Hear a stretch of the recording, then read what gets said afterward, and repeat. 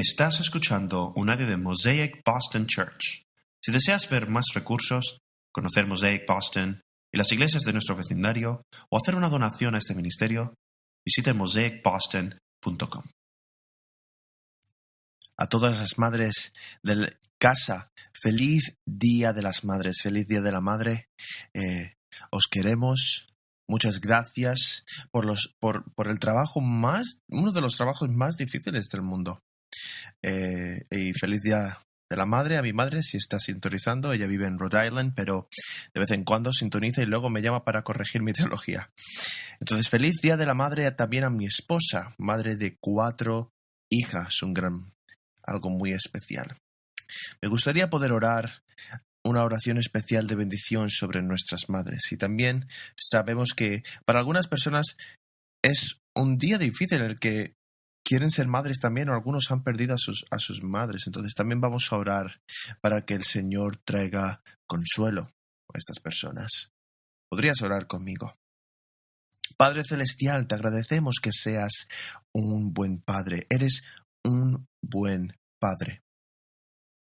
Te agradecemos que eres un Padre que nos lleva por caminos de bendición.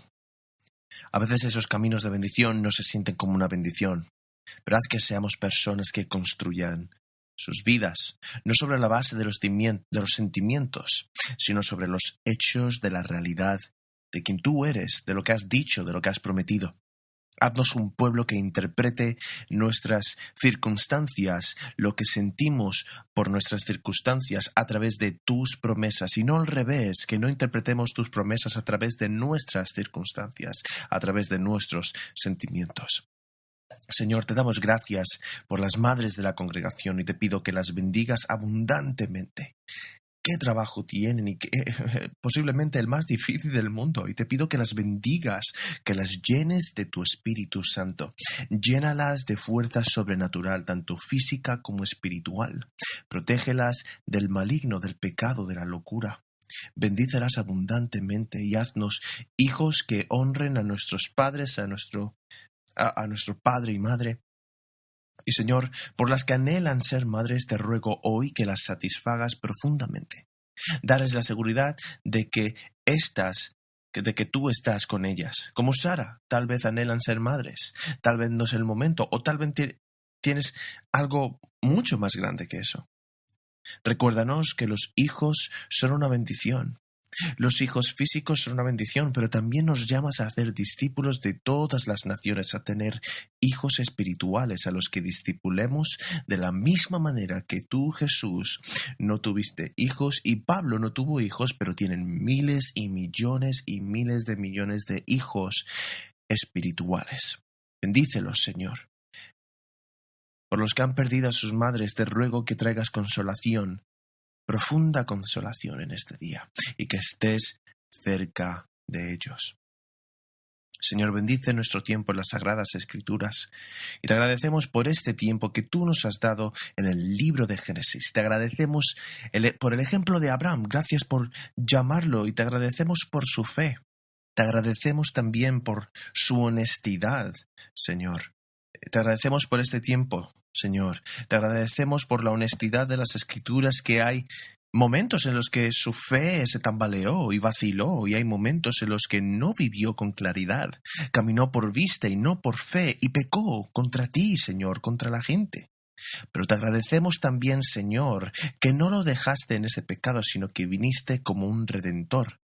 Te reuniste con él, conociste a Sara, conociste a Agar en uno de los puntos más bajos de las Escrituras y les señalaste la redención que se encuentra en la cruz. Te pedimos que bendigas nuestro tiempo en las Sagradas Escrituras y te lo pedimos en el nombre de Jesús. Amén. El título del sermón de hoy es No escuches a tu esposa cuando te sugiere que consigas una novia. No, ese no es el título, ese es el título secundario. Pero bueno, el título es El trabajo de Dios a nuestra manera. El trabajo de Dios a nuestra manera, la obra de Dios a nuestra manera, básicamente. Estamos llevando a cabo una serie de sermones que llamamos Jesús en Génesis, en la que vemos el Evangelio de Jesucristo en el primer libro de la Biblia, donde se ve una y otra vez en cada página. Vemos la historia de un caballero llamado Abraham, que luego se convierte en Abraham, y su esposa Sarai, que luego se convierte en Sara. Dios llama a Abraham para que salga del paganismo, de la idolatría de la tierra de Canaán, y le promete: oye, Abraham, voy a darte de mí mismo. Voy a darte de mí mismo la mayor bendición que existe, y voy a comenzar una relación contigo. Te voy a dar esa tierra, te voy a dar un gran nombre, voy a darte un hijo, y a través de tu hijo vendrán bendiciones para todas las gentes. Tan pronto como Abraham se traslada a Canaán, espera que Dios cumpla su promesa inmediatamente. Pero los años comienzan a pasar. Lo encontramos en un texto en el que encontramos en un texto que pasó entre 10 y 11 años desde aquella promesa inicial, y cada vez es más viejo. Tenía 75 años cuando Dios lo llamó inicialmente, y ahora tendrá alrededor de los 86 años. Dios le prometió un hijo, y la suposición del texto es que el hijo vendrá a través de Sara. Aquí es donde Abraham tiembla. Tiembla su fe. Dios, tal vez a lo mejor no sea a través de Sara, pensando Abraham, ¿no? Tal vez sea a través de mi sierva Eliezer. Ese es el texto de la semana pasada, ¿verdad? Dios viene y dice: te voy a dar un hijo, y vendrá a través de ti y será tu hijo. La suposición aquí es que a través de ti y tu esposa es esto, porque desde el Génesis 2 vemos que cuando el matrimonio ocurre, un pacto ocurre, dos se convierten en uno. La promesa hecha al esposo es una promesa hecha a la esposa también. Vemos a Abraham una y otra vez a través del texto, a través de las historias, y lo vemos creyendo, y luego lo vemos temblando de incredulidad, creyendo y temblando de incredulidad. Pero hoy es el tercer episodio de la serie de duda, digamos. Abraham comienza a impacientarse, diciendo: Dios, ¿dónde está mi hijo? ¿Dónde está mi hijo? Y Sara empieza a impacientarse también: ¿dónde está mi hijo? Intentan eludir el tiempo de Dios. Intentan hacer el trabajo de Dios a su manera. Intentan forzar la mano de Dios. Y ahí es donde nos encontramos, en Génesis capítulo 16. Así que leamos el texto juntos. ¿Podrías mirar el texto conmigo? Sarai, mujer de Abraham, no le había dado luz hijo alguno, pero ella tenía una sierva egipcia que se llamaba Agar. Entonces Sarai dijo a Abraham: mira, el Señor me ha impedido de tener hijos. Llégate, te ruego, mi sierva. Quizá por medio de ella yo tenga hijos. Y Abraham escuchó la voz de Sarai. Después de 10 años de habitar Abraham en la tierra de Canaán, Sarai, mujer de Abraham, tomó a su sierva Agar la egipcia y se la dio a su marido Abraham por mujer. Y Abraham se llegó a Agar y ella concibió.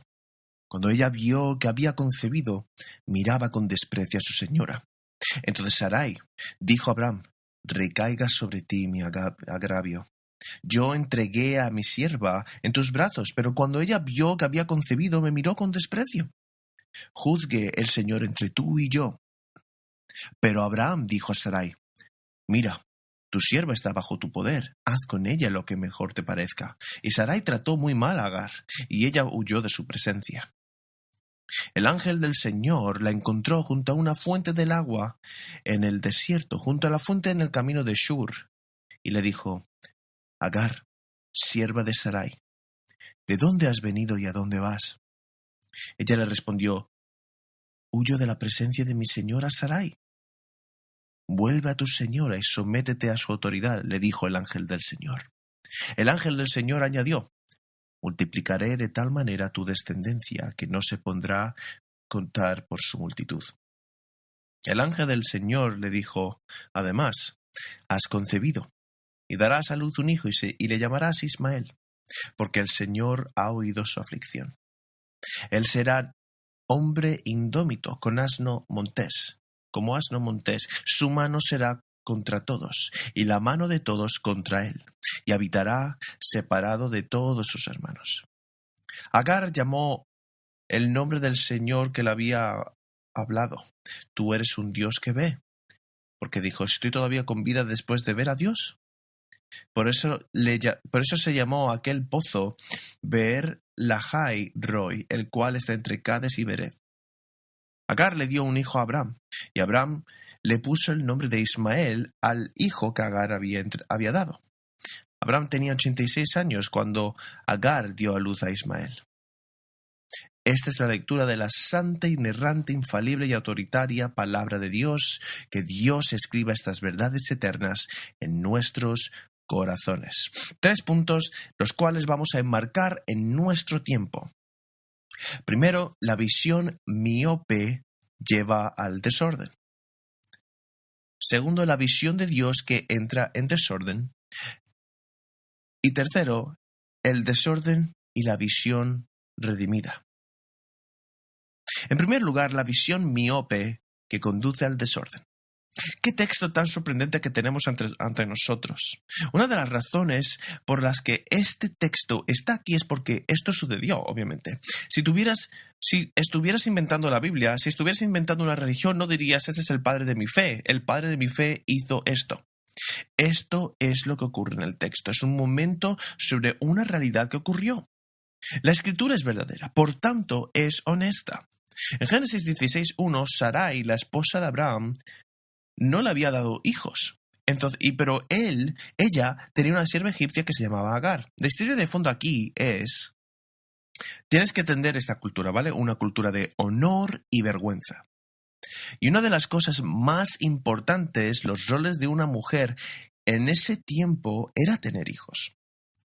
Vimos a Sara, sus ojos estaban fijos en su vientre. Aquí es donde la cultura dice que el valor de una mujer provenía de los hijos, que eran una señal de que eras legítima. Te certificaba como una persona. Desde una perspectiva espiritual, esto es una señal de que Dios te aprueba. Vemos aquí, en particular con Abraham y Sarai, que Dios les prometió un hijo. Les prometió un hijo de la promesa y no ha venido. Han pasado 10 u 11 años desde esa promesa, 120 meses de anticipación y 120 meses de ovulación, pero no viene. ¿Y de dónde es esa sierva? De Agar. Agar era una egipcia. ¿Pero cómo terminó en la casa de Abraham? Se nos dice en el capítulo 12 que Abraham deja su propia ciudad, va a Canaán, a la tierra prometida, y Dios le dijo que se quedara allí. Pone un altar, empieza a adorar a Dios, a hablarle a la gente por Dios, y lo que vemos es que hay una hambruna en la tierra que sacude la fe de Abraham. Y dice, podremos morir. Y él, ¿qué es lo que hace? Baja a Egipto, y en Egipto peca.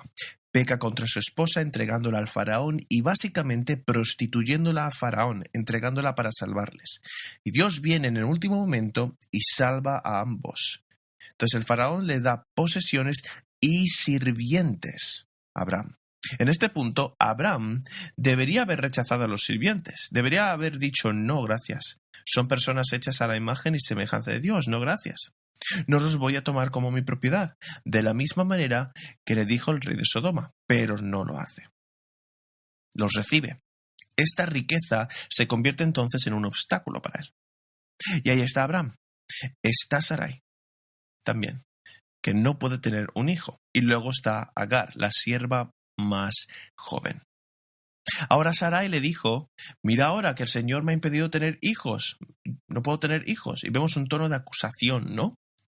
Ella sabe que Dios es soberano, pero no está contenta con su soberanía en este momento. Dios, no eres bueno siendo Dios. No estás haciendo bien tu trabajo. Prometiste bendecirnos. Nuestra situación actual, nuestro predicamento, no se siente como una bendición ahora mismo. Dios, me lo estás impidiendo. No me estás dando lo que quiero. Me estás impidiendo tener hijos. No aquí, no es solamente una tristeza. Es una amargura contra Dios. Ese es un lugar muy peligroso para estar, donde estar, cuando estás amargado contra Dios, porque entonces las reglas de Dios no parecen tan importantes. Dios, no me das lo que quiero, por lo tanto, aunque tenga que quebrantar un mandamiento o romper uno de tus decretos, puedo hacerlo, porque lo más importante para mí es mi felicidad, la bendición, las bendiciones tal y como yo las entiendo en cuanto a cumplir tu voluntad. Ella culpa a Dios y se le ocurre un plan. Y el plan es un plan que culturalmente es aceptable en aquel entonces. Que una mujer que no podía tener un hijo, un recurso que ella tenía era una especie de adopción donde ella permite que su sirvienta se convierta en una esposa de su marido como una esposa de nivel inferior. Entonces los niños nacidos de esa madre sustituta serían adoptados por la esposa principal. Esto es muy complicado, pero socialmente aceptable en aquel entonces. El código de Hammurabi, que es el código seguido por la cultura pagana de la época, lo aprobaron. Y Sara mira a su alrededor y dice, todo el mundo lo hace. Todos los que no tienen hijo le permite hacer eso. Hay una segunda esposa, una segunda relación, y la escritura dice que Abraham escuchó a su esposa. Y esto es un eufemismo. Ella dice, llégate a mi sierva. Y puede que tenga hijas de ella o hijos. Y Abraham escuchó la voz de Sarai. No entra en el comentario emocional de lo que sucede. El texto no está ahí. Te diré que Abraham no está haciendo su trabajo, desde luego. ¿Cómo lo sé? Porque el mismo lenguaje que se usa para decir Abraham escuchó a su esposa es la misma frase exacta que Dios usa cuando viene a Adán, y Adán, que pecó contra Dios, se rebeló contra Dios y comió del árbol del conocimiento del bien y del mal, siendo guiado por su esposa. Dios viene y usa el mismo lenguaje exacto. Esto es de Génesis 3:17. Adán le dijo, por haber escuchado la voz de tu mujer y haber comido del árbol que te ordené que no comieras, maldita es la tierra por tu culpa. Con dolor comerás de él todos los días de tu vida. De la misma manera que Adán siguió pasivamente a su mujer, de la misma manera que Adán no se dirigió a sí mismo para seguir a Dios, para obedecer a Dios, y porque no se siguió a sí mismo y no dirigió, porque no se guió a sí mismo y no guió a su esposa a seguir a Dios, básicamente, en obediencia. Vemos esta pasividad en Abraham, donde él está en un punto de su vida donde Sara viene a él con una idea. Yo sostengo que Sara no quiere realmente que Abraham haga esto. ¿Cómo sé esto? Lo sé porque más tarde ella le reprocha que la siga. También lo sé porque crecí con 3 hermanas, ¿vale? Tengo 4 hijas, estoy casado, perdón. Sé que las mujeres no siempre quieren decir lo que dicen y no siempre quieren lo que quieren decir. No siempre dicen lo que quieren decir. Cariño, ¿quieres el último trozo del pastel? Oh, no tengo hambre, tómalo tú. Bien, entonces se enfadan el resto de la tarde. ¿Por qué, cariño? ¿Qué quieres para tu cumpleaños? Oh, nada. ¿Qué puedes regalarme? Te tengo a ti, cariño. No necesito un regalo de cumpleaños. Oh, qué chica tan bonita. ¿Crees que ella es bonita? La respuesta adecuada aquí es, ¿qué chica? No me he fijado. No tengo ni idea. Oh, esa es solamente un número 1. Pero tú eres un número 11. Un 11 sobre 10, cariño. Y se acabó la conversación. Pero ahí es como se sale de eso, ¿vale? Pero ¿crees que Sara realmente quería que Abraham fuera a buscar otra esposa? ¿Esta sierva egipcia más joven y bonita? No. No lo quería. En el fondo no. Tal vez este sea el hijo, etcétera, etcétera. Más tarde vemos que no. Esto es una idea terrible. Ella quería que Abraham en ese momento dijera, no, cariño, no quiero una hija o un hijo con la sierva. Soy fiel a ti. Adoramos a un Dios que nos ama con un amor fiel, digno. Él nos ama fielmente, incondicionalmente, eternamente, de la misma manera que yo te voy a amar a ti. No, Dios va a cumplir su promesa. Sigamos confiando en Dios, cariño. Tu identidad, tu valor, tu valía no están en un niño como te dice la cultura. Tu identidad y tu valor y tu valía están en Dios. Debería él haber hecho esto. Pero no lo hizo. Vemos aquí que Abraham, una cáscara de sí mismo, básicamente, espiritualmente hablando, ¿no? Permite pasivamente que Sara tome el liderazgo espiritual de la familia. Y esta es una palabra para cada uno de los maridos en la sala, ¿vale? Esposos, tenemos una palabra de Dios de que somos la cabeza del hogar. Espiritualmente hablando, debemos guiar a nuestras esposas espiritualmente, discipularlas, conocer la palabra de Dios mejor que ellas y hablar sobre ellas, orar con ellas y sobre ellas y guiarlas lejos de la locura, lejos del pecado, como nos guiamos nosotros mismos. Padres, nuestro trabajo es entrenar a nuestros hijos. Somos líderes espirituales. Ustedes son los pastores del hogar. Son los líderes espirituales para enseñar la palabra de Dios, para obedecer la palabra de Dios ustedes mismos. Arrepentíos cuando pecáis y guiad a vuestros hijos de la misma manera. Y esposas, ustedes deben permitir que su esposo dirija, como dice en Efesios 5. Abraham debería haber guiado a Sara, pero no lo hizo. Ella escuchó la voz equivocada. Escuchó la voz de la serpiente al igual que Eva. Escuchó su voz al igual que Adán escuchó a Eva. Y vemos este patrón una y otra vez en las Escrituras. Aarón escuchó la voz del pueblo en lugar de la voz de Dios. Rubén escuchó a sus hermanos sobre José. Israel escuchó a los espías. Israel no escuchó a sus jueces. Israel escuchó a otras naciones. Salomón permitió que sus esposas la llevaran a la idolatría, etcétera, etcétera, etcétera. Abraham debería haber dicho: cariño, veo que tienes una idea. Llevemos esta idea al Señor. Oremos por esto. Cuanto más importante es una idea, cuanto más importante es una elección, la decisión, más tienes que orar.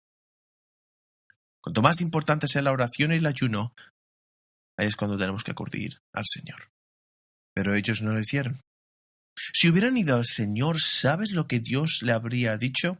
Él habría dicho: no, Abraham, la poligamia va en contra de mi voluntad, va en contra del diseño de la creación. En el jardín de Edén, Dios no creó a Adán, a Eva y a Agar. Tienen una sola esposa. Jesucristo viene y no muere por múltiples novias, esposas, sino por una sola. Dios es un Dios que ama con un amor fiel. Son dos que se convierten en uno y no tres que se convierten en uno. Esto es lo que Dios habría dicho. Esto es pecado. Esto es la Escritura comentando lo que está pasando. Y vemos al apóstol Pablo interpretando lo que está pasando en este texto. Lo interpreta en este texto en Gálatas, en el capítulo 4 y 5, donde habla de la dicotomía en la vida cristiana entre la carne y el espíritu. Que cuando te conviertes en cristiano no significa que seas perfecto. Eres justificado por la gracia a través de la fe. Ahora comienza un proceso de santificación, pero hay momentos en tu vida en que eres carnal, estás viviendo en la carne. Y da toda una lista de frutos de la carne, uno de los cuales es la inmoralidad sexual. Y eso es lo que ocurre en el texto. Y luego hay unos frutos del Espíritu. Pablo mira este texto a través del capítulo 5, en el que habla sobre esta dicotomía, y se fija en Gálatas 4, 21 al 25. Decidme vosotros los que queréis estar bajo la ley, ¿no escucháis la ley? Díganme los que desean estar bajo la ley, ¿no oyen la ley? Porque está escrito: Abraham tuvo 2 hijos, uno de la sierva y otro de la libre, pero el hijo de la sierva nació según la ¿qué? ¿Qué dice? Según la carne. El hijo de la libre por medio de la promesa. Ahora bien, esto puede interpretarse alegóricamente. Estas mujeres son 2 pactos.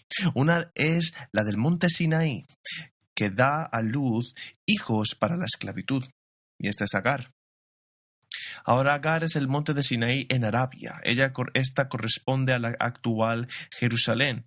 pues está en esclavitud con sus hijos. Y Pablo aquí dice que Ismael nace con designio de la carne, como resultado del designio de la carne. Isaac nace como designio del espíritu, en términos prácticos. ¿Tú tomas tus decisiones desde la carne o desde el espíritu? ¿Y cómo sabes cuál es cuál? ¿Se hace con oración? ¿Se hace buscando un consejo sabio? ¿Se hace mirando la palabra de Dios y viendo si contradigo alguna de las leyes de Dios? ¿Algunas de las enseñanzas de Dios? Génesis 16, versículos 3 al 4, habla de que después de que Abraham vivió 10 años en la tierra de Canaán, Sarai, la esposa de Abraham, toma a Agar, su sierva, y se la dio a Abraham, a su esposo, como esposa. Y él se acercó a Agar, y ella concibió, pero cuando concibió, miró con desprecio Agar a Sarai. Sarai tenía la idea de Sarai era un plan pecaminoso, básicamente, ¿vale? Abraham sigue el plan porque es tentado por su propia carne. Cariño, ¿quieres que haga qué? ¿Quieres que me acueste con ella? Es tentado y cede a la tentación. El resto del texto es un comentario sobre las consecuencias de haber cedido a ese pecado. Fue una idea terrible. La maternidad subrogada más bien, era una práctica común en esa época, pero de inmediato se nos dan indicios de que es una idea terrible. Sara tomó a Agar y se la dio a Abraham. Es una llamada ominosa al Génesis capítulo 3, donde Eva toma del árbol del conocimiento del bien y del mal y come y le da a su marido, que está con ella pasivamente. No la protege de la tentación del maligno. Sara de la misma manera toma a Agar como si fuera un objeto y se la da como objeto de tentación a su marido. Y en el jardín de Edén teníamos 2 árboles, el del conocimiento del bien y del mal y el de la vida. Estos 2 árboles, aquí tenemos 2 mujeres, de uno puedes comer, 2 mujeres, bueno, de uno puedes comer, de uno no puedes, hablando de árboles, perdón. Y Abraham peca y es engañado por su carne. ¿Y luego qué sucede con Agar? En cierto sentido, ella peca. ¿Ella eligió seguir este plan? No se nos dice por qué. No se nos dice porque si una persona está en una posición de poder, tiene poder sobre esa sierva. No se nos dice cómo ha respondido a todo esto, pero se nos dice que ella mismo tampoco está libre de culpa, ya que Sarai ha pecado. Entonces lo que vemos es que Agar mira con desprecio a Sarai. La palabra importante, o sea, esto es importante, ella desprecia a Sarai, a su jefa, por así decirlo. O sea, de que ella no puede tener hijo y ella tiene un hijo y este niño está creciendo en su interior ahora. Y el bebé está mostrando, tal vez, está así pateando en el vientre y ahora ella mira a Sarai con desprecio. La palabra despreciar es la misma palabra que se usa para maldecir. En Génesis 12:13, donde Dios dice a Abraham, quien te maldiga será maldecido por mí. Ella maldice en cierto sentido, porque entiende, desde la perspectiva de la cultura, ella tiene todo lo que Sarai quería. Tiene el afecto de Abraham, el abrazo de Abraham, el acceso a su riqueza y finalmente un hijo. Por lo que se sabe, Agar lleva al niño prometido. Lo que vemos es que ahora la familia desciende a la miseria. Este pecado lleva a la disfunción que lleva a la miseria. Dice que si 2 mujeres con hijos tienen un marido que ambos comparten, si un marido y una mujer se divorcian, siguen viviendo en la misma casa cuando el marido se vuelva a casar. Luego solo hay amargura, rencor, dolor del corazón y angustia. Sara percibe a Agar como una amenaza contra su lugar en la casa. En el versículo 5, Sarai le dice a Abraham que el mal que yo haya hecho recaiga sobre ti, básicamente. Se siente víctima de un pecado, aunque la idea fue suya. Entregué mi sierva a tu abrazo y cuando vi que ella vio que había concebido, me miró con desprecio, que el Señor juzgue entre tú y yo. Lo que estaba diciendo es que deberías haberlo sabido. ¿Sabes qué? Ella tiene razón. Abraham debería haberlo sabido. Abraham es el tipo que está hablando con Dios, que está orando a Dios, que tiene acceso a Dios, que conoce la palabra de Dios. Y Sara le echa la culpa a él. Y lo que vemos aquí es que así es como funciona el pecado. El pecado hace estas grandes promesas que uno siempre promete demasiado, pero luego no se cumple, ¿no? Este es el pecado, a fin de cuentas. El pecado nunca viene a ti con una lista completa de consecuencias que vendrán después del pecado. Vienen con las promesas, ¿no?, de lo que va a ocurrir. El pecado es como un comercial de medicamentos. ¿Conoces estos comerciales de medicamentos que venden medicamentos, medicina en la televisión? Donde dice, sea cual sea tu problema, lo que sea, aquí está la solución. Este medicamento hará que todo mejore. Siempre hay luz, hay como luz del sol ahí, ¿no? En medio de, ¿no? Eso, esta hierba verde, fresca, música agradable, ¿no? No sé, pero... Y todo esto en medio del campo, ¿no? Lo que es el anuncio, digamos, ¿no? Es verdad. Pero es como, esto resolverá todos tus problemas. Y luego es como, bueno, por cierto, aquí tienes los efectos secundarios. Puedes tener vértigo, náuseas, te salgan verrugas de la nariz, pelos pequeños, puede que te crezca una cola, puede que te salga hierba en las orejas, etc. Vas a morir, podrías morir, pero no puedes demandarnos porque tú obviamente has comprado esta cosa. Pero el pecado es así.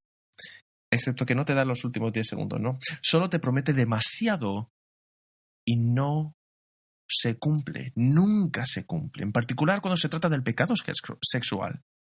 Es por eso que esto está en el corazón de la historia de un hombre de fe llamado Abraham.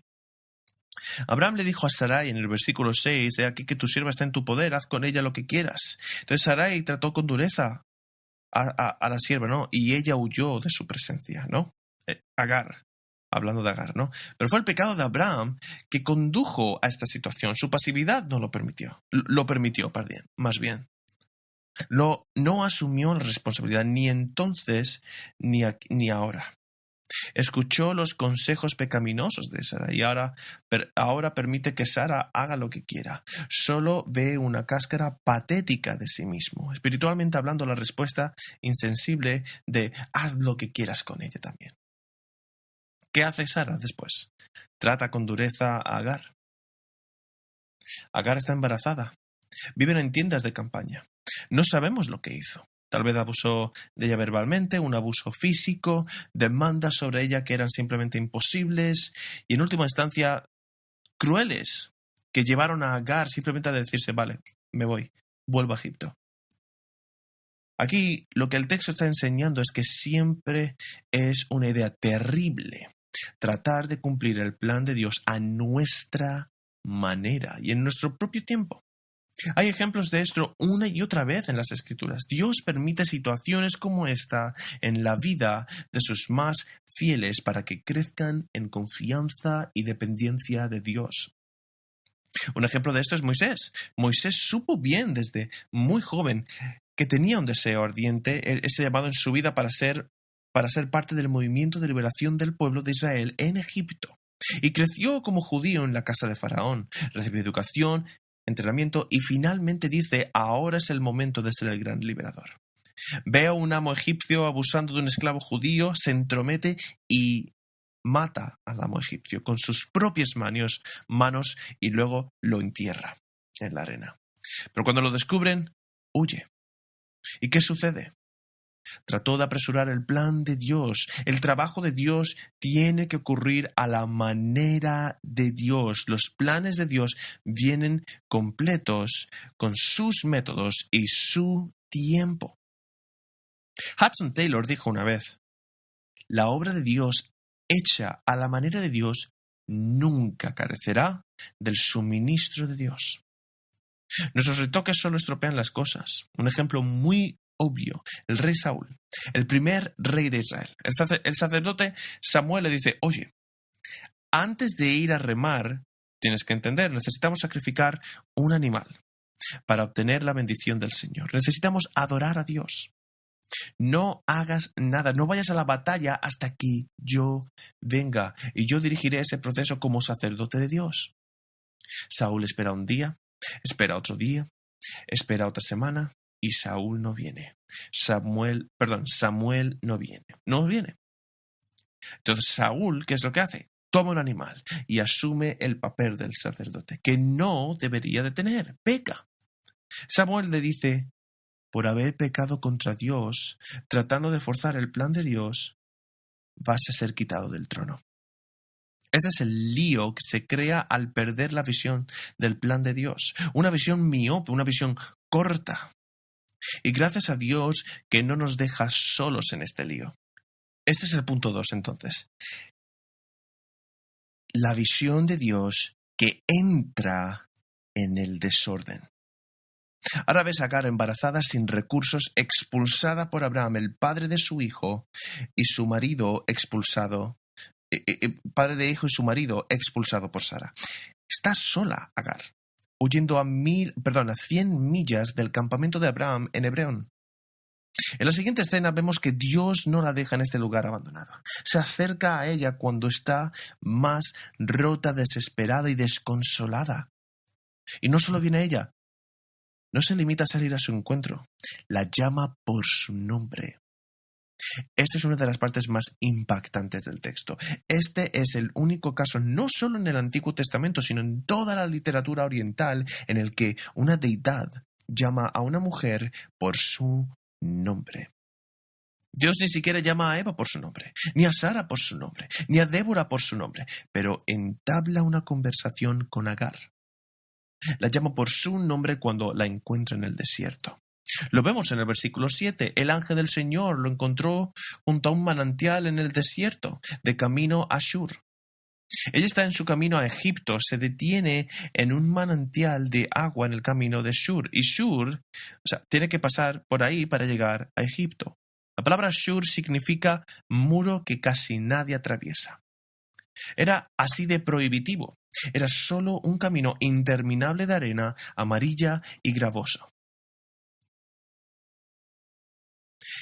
Ella está en este lugar donde quiere conseguir un poco de agua antes de seguir caminando. Sabe que sus posibilidades de pasar son minúsculas. Sabe que necesita ayuda sobrenatural. Y el Señor sale a su encuentro. El ángel del Señor la encuentra. Y le dice en el versículo 8, Agar, sierva de Sarai, ¿de dónde vienes y a dónde vas? Y ella respondió, huyo de mi señora Sarai. Responde a la primera pregunta, pero no responde a la segunda pregunta. ¿Te has dado cuenta? ¿De dónde vienes? Estoy huyendo de Sarai. ¿Y a dónde vas? No lo sé. Quiero volver a Egipto. Es el único lugar que he conocido. ¿Va a ser aceptada ella en Egipto? Probablemente no. ¿Por qué es soltera? No. Porque es soltera, pero no es virgen ni siquiera. Y va a tener un hijo. ¿De quién es ese niño? Probablemente sea de un niño birracial, porque eran razas diferentes. Ella va a ir allí y probablemente sea marginada, y si no, asesinada. Pero Dios interviene y la detiene. La llama por su nombre, Agar, sierva de Sara. Y Agar se queda atónita. Los dioses de Egipto, donde los dioses no se preocupan por los esclavos, no se preocupaban por las esclavas tampoco. Para que los dioses egipcios se fijen en ti, tienes que estar en lo alto de la escala de los sacerdotes. Tienes que engatusarlos, alimentarlos y adularlos. Y aquí vemos que el ángel del Señor se presenta hablándole a Agar gentilmente por su nombre. Hasta ahora nadie le había llamado por su nombre. Sarai ya la llama mi doncella, mi sierva, en los versículos 2 y 5, ¿no? Y en el versículo 6, Abraham y Sara piensan en ella como una esclava, una extranjera, como una posesión, algo para ser usado, abusado, como alguien para ser maltratado, descuidado y prescindible. Pero el ángel la habla y la llama por su nombre. El ángel del Señor, hablando a una mujer que no es judía en un pozo, hablándole con ternura. Y esto suena a otra persona, ¿no? El ángel del Señor, ¿quién es ese? ¿Quién es el ángel del Señor? El ángel del Señor, artículo definido. No es un ángel del Señor. Él viene y habla en primera persona, no dice, así dice el Señor, tengo un mensaje de Dios para ti. No, Él habla en primera persona. Habla en nombre de Dios como si fuera Dios. Bien, la palabra ángel en hebreo solo significa mensajero. Este es un mensajero del Señor. ¿Quién más es un mensajero del Señor? Jesucristo, que es la palabra de Dios. 4 veces en este texto, el ángel del Señor, ángel del Señor, ángel del Señor, ángel del Señor. Cada vez que se usa esta frase con un artículo definido, se trata del único ángel, el principal ángel del Señor. Esto es una cristofanía, una aparición de Jesucristo. En los versículos 7, 9, 10 y 11 se le llama el ángel del Señor. Es Jesucristo quien le habla. Ella sabe exactamente quién está ante ella. Ella está en la presencia de la deidad misma. Y por eso en el versículo 13 ella dice, he visto al Señor. El Señor me ha visto. He hablado con el Señor. Jesucristo se encuentra con ella y el ángel del Señor, Jesús, le dice, vuelva a tu señora y sométete a ella. ¿Por qué hace esto? Lo hace por 2 razones. Número 1, este es el único lugar donde ella va a tener seguridad como mujer embarazada. Y segundo, este hijo que tiene Ismael va a ser un hijo difícil. Necesita a su padre. Todos los niños necesitan a su padre. Tienes que llevar al niño de vuelta a su padre. Vuelve y ella se somete a Sarai. Le promete la misma bendición que se le dio a Abraham, que la descendencia de ambos será tan grande que no se podrá contar. Versículo 11. El ángel del Señor le dijo aquí que estás embarazada y darás a luz un hijo. Lo llamarás Ismael porque el Señor ha escuchado tu aflicción.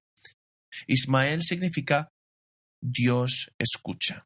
Dios escuchó el clamor, dolor y aflicción de Agar. Y en el versículo 11 dice, será como un asno salvaje, su mano contra todos y la mano de todos contra él, y habitará apartado de todos sus parientes, ¿no? Así como la descendencia de Abraham se le promete sufrimiento en Génesis 15, Dios le dice a Abraham, tus hijos sufrirán durante 400 años. De la misma manera, dice que la descendencia de Agar sufrirá. Las manos de muchos estarán contra él y su mano estará contra todos. Seguirá su propio camino. Es como un asno salvaje. Es una metáfora de un individualista orgulloso. Habla de un conflicto perpetuo de por vida. En su vida, perdón.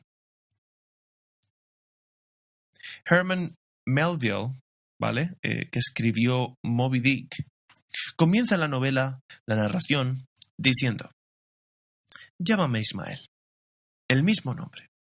Llámame un hombre que está solo, alejado de los demás.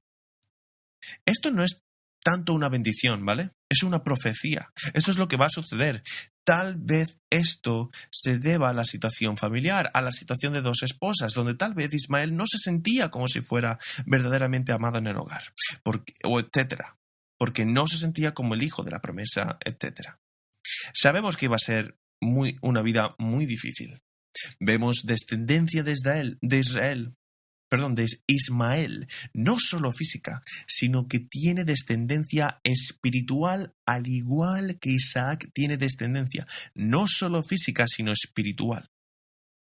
El pueblo musulmán afirma que Dios realmente prometió la tierra de Israel a Ismael, y que el pueblo judío la robó, y que la Biblia es una gran mentira judía. Por eso sigue habiendo luchas en el Oriente Medio. Todo deriva de esto. Si alguna vez tenemos una imagen de la longevidad del pecado, la vemos aquí. Esto es lo que nos enseña el texto, que debemos mirar nuestras decisiones no solo desde la perspectiva o la perspectiva incluso de nuestra vida, sino generacionalmente hablando. ¿Lleva esta decisión a bendecir a la gente y dejará un legado de bendición o de dolor? Dios sigue ministrando aquí a Agar. Y este es el punto 3, un desorden y visión redimido. Dios introduce la redención en esta situación. En el versículo 13, ella llamó el nombre del Señor que le habló. Tú eres un Dios que ve. Ella sabe que es Dios quien habló, ¿verdad? Ella invoca el nombre del Señor que le habló a través del ángel del Señor. Y así es como sabemos que se trata de Jesús. Tú eres el Dios que ve. Porque ella dijo, en verdad he visto al que me cuida. Lo que más conmueve a Agar no es solo la bendición o la promesa. Es el hecho de que Dios ve. De que Dios ha visto toda esta situación. El que ha visto cada golpe que Sara ha afligido, ha visto cada ojo ciego que Abraham hizo, ¿no? Cada ignorancia, digamos, básicamente. Ha visto cada injusticia. Se da cuenta de que Dios se preocupa por los que están fuera de este pueblo y oye su clamor y ve sus lágrimas. Se da cuenta de que la veían como algo prescindible, pero Dios la ve como una hija. Habla sobre ella, la llama por su nombre. Ella es amada por el Señor. Ella dice, tú eres el Dios que ve. Lo fascinante es que ella es la única persona en toda la Escritura, hombre o mujer, que recibe del nombre de Dios. Ella lo mira y le dice, tú eres Dios. Dios el Roy. Tú eres el Dios que ve, tú me ves. Y Abraham perdió de vista a Dios. Sarai perdió de vista a Dios. Agar también perdió de vista a Dios, pero Dios no los perdió de vista. Incluso cuando son infieles, Él sigue siendo fiel. Dios viene a ellos. En Génesis 16:14, por eso el nombre que le da a este pozo es el siguiente. Es Beer Lahai Roi, el cual está entre Cades y Bered. Hay un increíble significado teológico en lo que está sucediendo aquí. Este es el pozo de Dios, del Dios que ve, etc. Entre Cades y Bered, ¿vale? Cades o Kadesh, ¿vale? Significa santidad o santo, pero Bered significa juicio. Entre la santidad de Dios y el juicio de Dios hay un pozo de un Dios que ve, un pozo del Dios vivo que ve. Y Agar comienza el viaje hacia el muro, Ashur, y termina en el pozo. En el pozo es donde se encuentra con su amado. Este no es el patrón bíblico que vemos. El patrón bíblico es que cada vez que una mujer está en un pozo en las escrituras, en las historias, en las narraciones, se encuentra con su amado. Lo vemos con Rebeca. Se le propuso matrimonio en un pozo. Raquel conoce a Jacob junto a un pozo. Séfora conoce a Moisés junto a un pozo. Hay otra historia, por supuesto, de Jesucristo encontrando a una mujer en el pozo, la mujer samaritana, y él va y se encuentra con ella y le pide un poco de agua, ¿no? Y mantiene una conversación y finalmente le dice, ¿sabes qué? No necesito tu agua física, yo tengo agua espiritual, agua que brota de vida para vida eterna, y te ofrezco un agua que realmente satisface. Y luego le explica quién es él, que él es el Mesías. Él le explica que ella ha estado viviendo una vida en la que ha estado buscando aguas de satisfacción en las relaciones con hombres, 5 maridos, y que ella estaba viviendo con un tipo en ese momento que no era su esposa. Y él le explica, estás buscando algo que nunca podrás ser satisfecho físicamente. Busca una satisfacción espiritual. Necesitas buscar ser plenamente conocida y amada, y solamente Dios puede hacer eso. Vemos a Abraham y a Sara y a Agar. Todos ellos buscan esta profunda satisfacción, pero no pudieron encontrarla. Y finalmente Agar se encuentra con Jesucristo en el pozo. Ella se da cuenta y dice, tú eres el Dios que lo ve todo. Todavía te encuentras conmigo y me hablas y me llamas por mi nombre. Tú lo ves todo. Lo cual suena muy bien cuando hacemos grandes cosas. ¿Y cuando no lo hacemos? Suena muy bien cuando pecamos. Dios, tú lo ves todo, pero no suena muy bien cuando pecamos contra otros, obviamente. Y Agar se da cuenta. Tú lo ves todo. Viste cuando se pecó contra mí, viste cómo respondí con el pecado contra Sara. Lo ves todo. ¿Y todavía me llamas por mi nombre? ¿Cómo puede Dios hacer eso? Dios puede hacer eso porque nos encuentra en la intersección entre estos dos pozos. Se encuentra con nosotros en el pozo de la gracia entre la santidad y el juicio. ¿Dónde más vemos que la santidad y el juicio se unen? En la cruz de Cristo. En la cruz de Jesucristo vemos la santidad de Dios derramada sobre su Hijo en términos de ira por tomar nuestro pecado sobre sí mismo. Es la santidad de Dios la que lleva al juicio de nuestro pecado. Y vemos a Jesucristo abandonado en la casa del Padre. Y vemos que Jesucristo va. Aunque es abandonado por el Padre en la cruz, dice, Dios mío, ¿por qué me has abandonado? ¿Por qué fue abandonado Jesús en la cruz? Para que nosotros nunca tuviéramos que estarlo.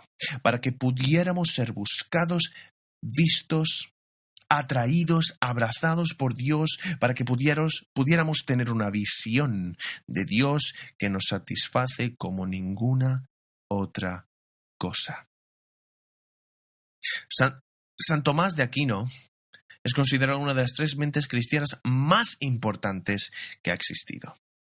Llamado el doctor de la Iglesia durante siglos, escribió más de 80 libros, todos pedazos de libros, masivos.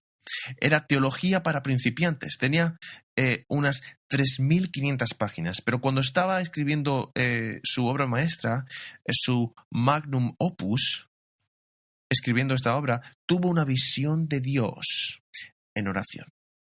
Y esta es la visión, donde Dios dice, has sido fiel a mí, ¿qué quieres? Y todo lo que dijo fue, solo quiero más de Dios. Y murió no mucho después de eso. Después de la visión, su taquígrafo con el que escribía le dijo, ¿por qué dejaste de escribir? Él dijo, después de lo que he visto, todo lo que he visto es alpiste.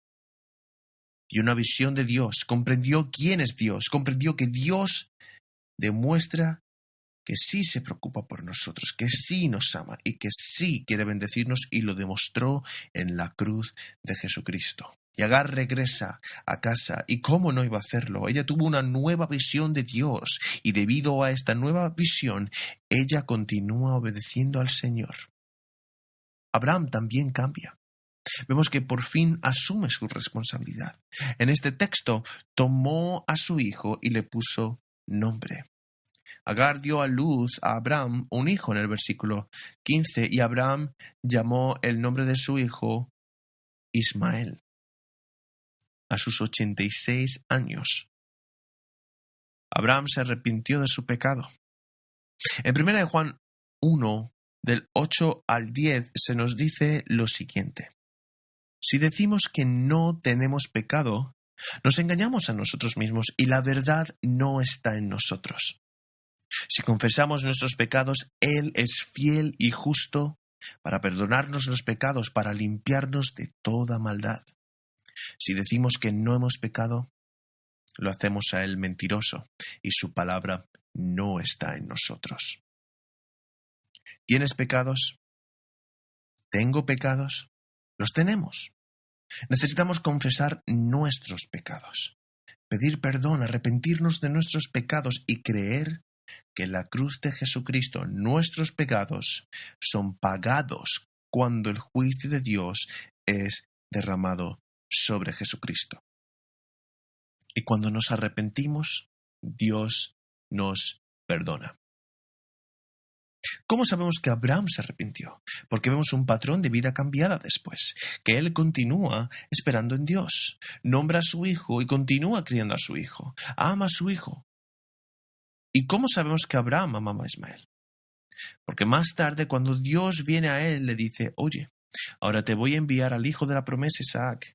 Y Abraham dice, ¿podrías hacerlo el hijo de la promesa? Realmente quiero a Ismael. ¿Por qué no lo haces a él, el hijo de la promesa, Señor? Vemos un cambio de corazón de este hombre que por fin asume la responsabilidad de sus actos. Y lo que vemos al final del capítulo y al comienzo del siguiente capítulo, una brecha de 13 años.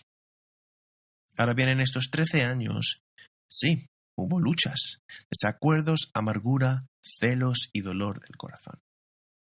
Más que todo esto, lo que vemos es que Abraham continuó creciendo en su confianza y dependencia de Dios. Ahí es donde la verdadera fe crece, en este área donde entendemos que no podríamos hacer nada fuera de Jesucristo. Cada uno de nosotros necesitamos reafirmar constantemente nuestra dependencia de Dios. Dios, te necesito. Dios, necesito una nueva visión, una visión fresca de quién eres, una visión fresca de lo que me has llamado a hacer. Dame del poder del Espíritu Santo para hacerlo, para vivir según el Espíritu y no según la carne. Oremos, hermanos. Señor Jesús, te damos gracias por este texto, por la honestidad de este texto y por mostrarnos un episodio de la vida de Abraham en el que pecó. Hubo un pecado de pasividad y de no conducirse espiritualmente, de no conducir espiritualmente a su esposa. Para los hombres que estamos en la sala, si luchamos con el pecado de la pasividad, te ruego que hoy nos des un don de arrepentimiento y que nos conviertas en personas que lideren audazmente en tu seguimiento diario. Que nos lideren a nosotros mismos, que lideren a nuestras esposas, que lideren a nuestros hijos. Y Señor, continúa llenando a cada uno de nosotros con el poder del Espíritu Santo para que no tomemos decisiones por la carne, sino que tomemos decisiones por el Espíritu Santo y que continuemos dando el fruto del Espíritu. Te pedimos todo esto en el nombre de Jesús. Amén.